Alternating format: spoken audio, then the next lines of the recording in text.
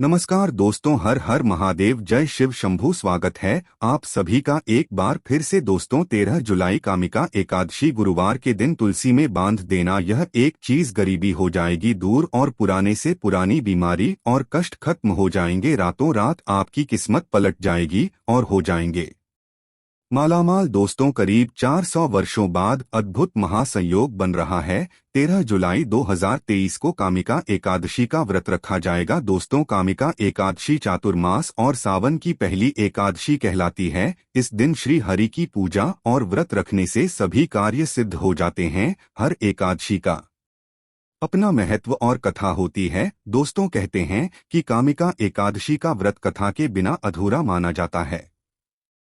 विष्णु पुराण के अनुसार कामिका एकादशी का व्रत करने से व्यक्ति को योनि को प्राप्त नहीं होता, उसे अकाल मृत्यु का भय नहीं रहता और व्यक्ति मृत्यु के बाद स्वर्ग लोक को जाता है। दोस्तों, अगर आप भी श्री हरि की कृपा अपने जीवन में पाना चाहते हैं तो वीडियो को लाइक करके कमेंट में जय श्री हरि विष्णु भगवान लिखना हो।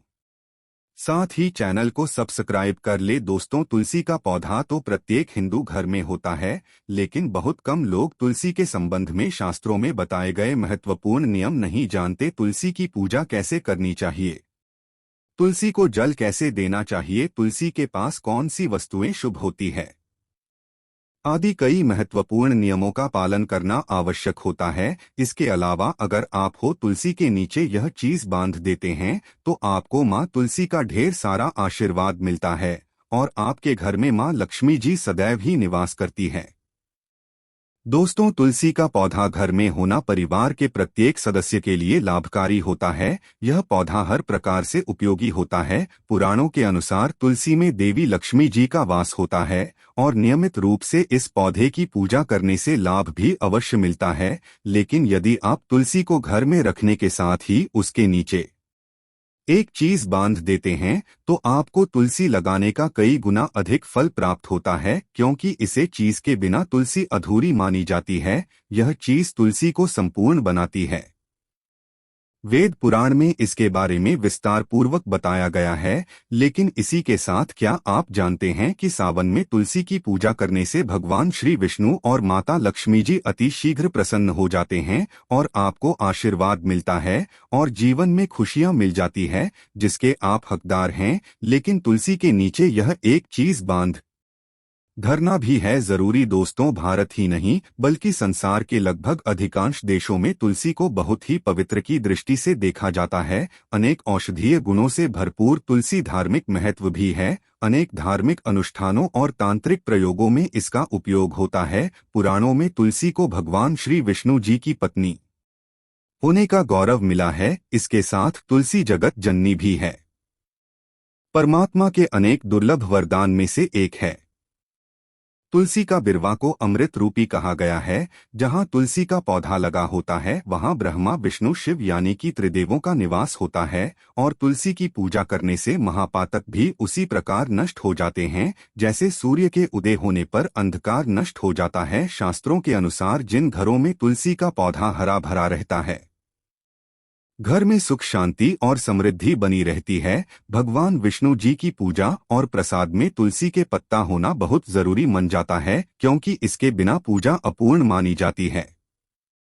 इन्हीं कारणों से सभी हिंदू परिवारों में तुलसी का पौधा लगभग होना जरूरी होता है। अगर आपके घर में भी तुलसी है तो सुख शांति और समृद्धि के लिए तुलसी माँ को चुनरी अवश्य उठानी चाहिए और तुलसी माँ को चुनरी चढ़ाने से आपके घर में सुख समृद्धि आती है। अक्सर लोग जाने अनजाने में कई गलतियां कर देते हैं। वह तुलसी का पौधा तो लगा लेते लेकिन टोल सीमा को चुनरी नहीं उड़ाते, जिसके कारण उन्हें शुभ फलों की प्राप्ति नहीं होती है। माँ के ऊपर तुलसी जरूर बांधनी चाहिए। तुलसी न केवल एक पौधे है बल्कि यह हमारी माँ के समान है। कई घरों में तुलसी पर चुनरी ओढ़ाकर रखा जाता है, लेकिन इसका ध्यान कुछ लोग ही रखते हैं। आमतौर पर लोग तुलसी को लाल रंग की चुनरी उड़ाते हैं, लेकिन लाल मंगल का रंग है। तुलसी का रंग का कारक बुध है, बुध और मंगल मित्र नहीं है, इसलिए तुलसी को सफेद चमकीली या रंगीली चुनरी उड़ाने अत्यंत अशुभ होती है।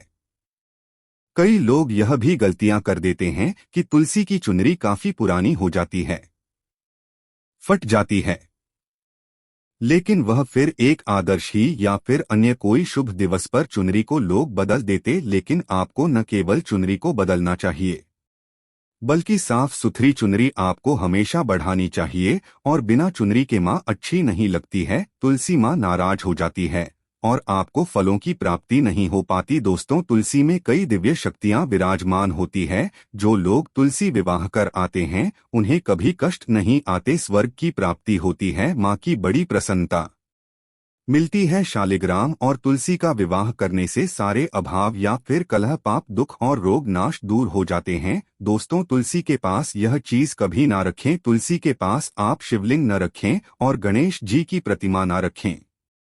शिवलिंग के पास कपड़े कभी न चुकाएं, क्योंकि आप जब भी सुखाते हैं तो उससे जो पानी गिरता है वह अशुभता लाता है, नकारात्मकता फैलता है। तो तुलसी के पास कपड़े भी न सुखाएं, शिवलिंग और गणेश जी की प्रतिमा न रखें और जूते चप्पल भी न उतारें। तुलसी के पास सदैव साफ सफाई रखें और तुलसी को शुद्ध पवित्र जल जरूर देना।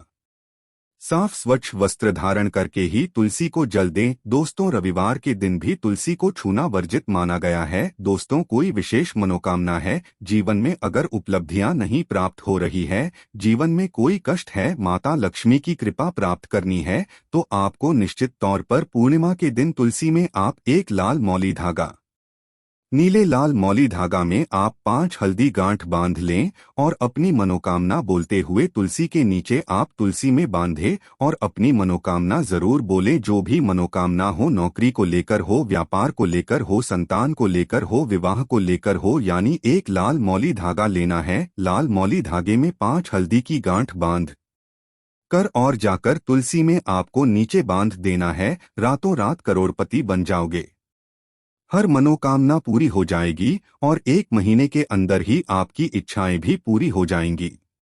माता लक्ष्मी की कृपा बरसेगी, कभी भी धन की कमी नहीं होगी। दोस्तों, वैसे तो आप पूर्णिमा के दिन आप एक लाल मौली धागा आप अपनी मनोकामना बोलते हुए ऐसे भी आप बांध सकते हैं। लाल मौली धागा बांधने से विशेष उपलब्धियां प्राप्त होती है, माता लक्ष्मी की कृपा बरसती है, घर से दुख, दर्द, तकलीफ और कष्टों का नाश हो जाता है। तो आप माता तुलसी के पास एक लाल मौली धागा जरूर बांधे अपनी मनोकामना बोलते हुए, इससे विशेष लाभ होगा। और साथ ही साथ कोई विशेष मनोकामना, धन प्राप्ति का मनोकामना है या फिर आप चाहते हैं कि घर में सुख समृद्धि हमेशा बनी रहे, तो आप लाल मौली धागा नहीं है, आप तुलसी के नीचे एक लाल चुनरी ही बांध दें। कोशिश करें लाल मौली धागा मिल जाए तो वह जरूर बांधे, नहीं तो आप एक चुनरी जरूर बांधे, इससे भी आपको विशेष लाभ होगा। तो दोस्तों, यह छोटा सा उपाय जरूर करिएगा। तो दोस्तों, आइए जानते हैं कामिका एकादशी की व्रत कथा और पूजा के नियम और विधि। प्राचीन हिंदू ग्रंथ पद्म पुराण में वर्णित कामिका एकादशी व्रत कथा इस प्रकार है। युधिष्ठिर ने पूछा, गोविंद, कृपया हमें श्रावण कृष्ण पक्ष में पढ़ने वाली एकादशी का नाम बताएं। श्री कृष्ण ने उत्तर दिया, है राजन, सुनो, मैं तुम्हें पापों को दूर करने वाला वृत्तांत सुनाऊंगा जो ब्रह्मा ने पहले नारद से पूछा था। जब उन्होंने इसके बारे में पूछा था, नारद ने कहा कि कमलासन भगवान, मैं आपसे श्रावण के कृष्ण पक्ष में आने वाली एकादशी का नाम, उसके इष्टदेव, उसके पालन की विधि और उसके धार्मिक महत्व को सुनना चाहता हूँ। कृपया मुझे इन मामलों पर प्रकाश डालें। नारद की बातें सुनकर ब्रह्मा इस प्रकार बोले, नारद, ध्यानपूर्वक सुनो, मैं तुम्हें काम का नाम की एकादशी के बारे में बताऊंगा जो श्रावण के कृष्ण पक्ष में आती है और लोगों के कल्याण के लिए लाभदायक है। इसके श्रवण मात्र से ही वाजपेय यज्ञ का पुण्य प्राप्त हो जाता है। मुझे यह बताने की अनुमति दें कि जो व्यक्ति शंख, चक्र और गदा धारण करके देवाधिदेव भगवान की पूजा करता है उसे क्या फल मिलता है। मैं हरि, विष्णु या मधुसूदन, जिन्हें आमतौर पर श्री हरि के नाम से जाना जाता है, की पूजा या ध्यान करने से प्राप्त होने वाले मेधावी परिणामों का वर्णन करूंगा। इस दिन कृष्ण की पूजा करने से जो फल प्राप्त होता है वह गंगा स्नान करने या काशी, नैमिषारण्य या पुष्कर जाने से नहीं मिलता है। यह फल केवल कृष्ण की पूजा से ही प्राप्त किए जा सकते हैं। उसे कृष्ण की पूजा करने से वही फल प्राप्त होता है जो बृहस्पति के सिंह राशि में रहने पर गोदावरी या दंडक में स्नान करने से प्राप्त होता है। जो व्यक्ति सोना, तालाब और चांदी सहित भूमि का दान करता है और जो व्यक्ति कामिका एकादशी का व्रत करता है, दोनों को समान फल प्राप्त होता है। कामिका व्रत के पालन से घरेलू वस्तुओं के साथ दुधारू गाय की बलि देने के समान फल मिलता है। श्रावण में भगवान विष्णु की पूजा करना गंधर्व, उरुग्वे और पर नगों के साथ साथ देवताओं की पूजा के बराबर माना जाता है।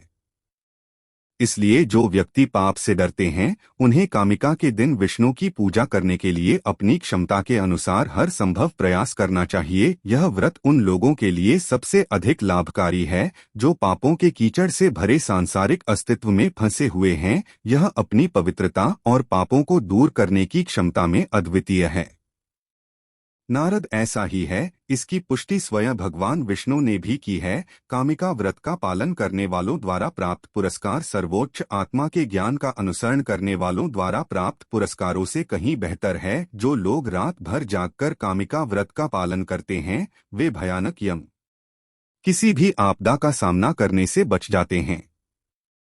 कामिका व्रत का पालन करने के कारण उनका जन्म प्रतिकूल वंश में नहीं होता है। जिन प्रबुद्ध संतों ने परम मुक्ति प्राप्त की है, उन्होंने कामिका व्रत का पालन करके ऐसा किया है। इसलिए जिन व्यक्तियों ने खुद पर अनुशासन रखा है, उन्हें इस व्रत का पालन करने के लिए हर संभव प्रयास करना चाहिए। तुलसी के पत्तों से विष्णु की पूजा करने से मनुष्य इस संसार के सभी पापों से मुक्त हो जाता है और वह वैसे ही बना रहता है जैसे कमल का पत्ता पानी में बेदाग रहता है। तुलसी के पत्ते से विष्णु की पूजा करने से एक माप सोना या चौगुनी चांदी चढ़ाने के समान फल प्राप्त होता है। विष्णु रत्न, मोती, जूली और मूंगे के प्रसाद की तुलना में तुलसी के पत्तों से अधिक प्रसन्न होते हैं। तुलसी के अंकुरों से विष्णु का पूजन करने से जन्म जन्मांतर के संचित पाप नष्ट हो जाते हैं। तुलसी को मेरा नमस्कार, जिनके दर्शन से सारे पाप नष्ट हो जाते हैं, जिनके स्पर्श से शरीर शुद्ध हो जाता है, जिनके नमस्कार से रोग दूर हो जाते हैं, जिनके छिड़काव से यम भयभीत हो जाते हैं, जिनकी उपस्थिति से भगवान कृष्ण का सामीप्य मिलता है और जिनके चरणों में रहने से तुरंत मुक्ति मिलती है।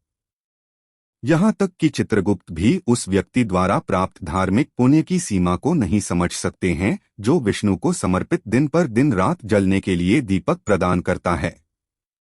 जिसका दीपक विष्णु के सामने जलता है, ऐसे व्यक्ति के मृत पूर्वज स्वर्ग में निवास करते हैं और अमृत से तृप्त होते हैं। घी या तेल के तेल का दीपक जलाने से मनुष्य को 100 करोड़ दीपकों का सम्मान प्राप्त होता है और वह सूर्य के लोक में पहुंच जाता है। यह है कामिका व्रत के महत्व। इसे व्यक्तियों को अवश्य मानना चाहिए क्योंकि यह सभी पापों को दूर कर देता है, जिसमें ब्राह्मण की हत्या या गर्भपात कराने के पाप भी शामिल है। इस व्रत को करने वालों को विष्णु लोक की प्राप्ति होती है और महान धार्मिक पुण्य प्राप्त होता है। जो लोग श्रद्धा रखते हैं और इस व्रत के महात्म्य को सुनते हैं, वे विष्णु लोक को प्राप्त होंगे और सभी पापों से मुक्त हो जाएंगे। कामिका एकादशी के दिन भक्तों को पूरे उत्साह और भक्ति के साथ भगवान विष्णु की पूजा करनी चाहिए। लोग जल्दी उठते हैं और तुलसी के पत्तों, फूलों, फलों और तेलों से भगवान की पूजा की जाती है। बाद में पंचामृत अभिषेक भी किया जाता है।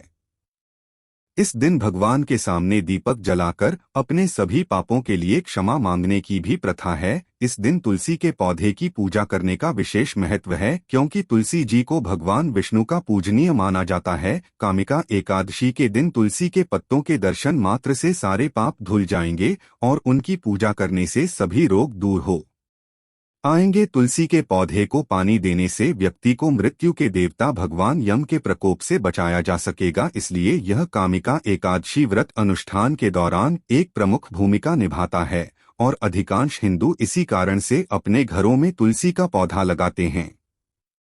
कामिका एकादशी पर लोग पूरे दिन कुछ भी पीने या खाने से परहेज करके पूर्ण उपवास रखते हैं। यदि पूर्ण व्रत संभव न हो तो आंशिक व्रत भी किया जा सकता है। इसमें फल और दूध से बने उत्पाद खाने की इजाजत है।